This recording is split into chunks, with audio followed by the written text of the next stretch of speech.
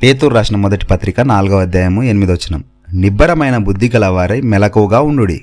మీ విరోధి అయిన అపవాది గర్జించు సింహం వలె ఎవరిని మృంగుదునా అని వెదుకుచూ తిరుగుచున్నాడు.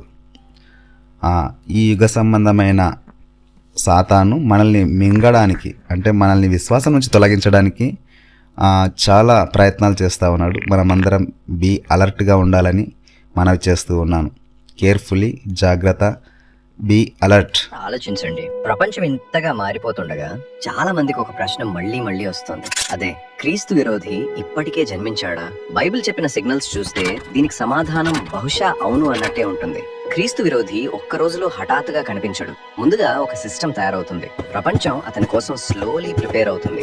పెరుగుతున్న గందరగోళం, నిజం అబద్ధం మధ్య భేదం లేకపోవడం, ప్రజలు సత్యం కాకుండా స్వీట్ గా అనిపించే మాటలను ఫాలో అవడం, ఇవన్నీ ఆ ప్రిపరేషన్ లో భాగం. మరొక షాకింగ్ విషయం ఏంటంటే, క్రీస్తు విరోధి వచ్చేటప్పటికి అతను ఈవిల్ లా కనిపించడు. అతను మంచి మనిషిలా, పీస్ తీసుకువచ్చే లీడర్ లా కనిపిస్తాడు. అప్పటికే ప్రజలు సమస్యలతో అలసిపోయి ఉండడం వలన అతడు చెప్పే మాటలు చాలా అట్రాక్టివ్ గా అనిపిస్తాయి.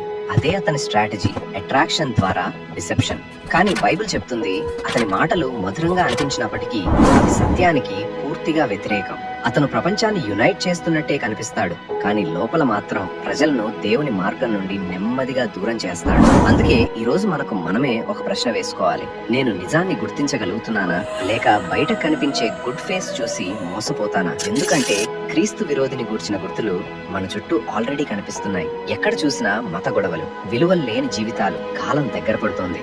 జనులపైకి జనులను, రాజ్యంపైకి రాజ్యమును లేస్తున్నాయి. కనుక క్రీస్తు విరోధి మాయలో పడకుండా మెలకువగా ఉంటూ సత్యాన్ని పట్టుకోవడం మన రెస్పాన్సిబిలిటీ.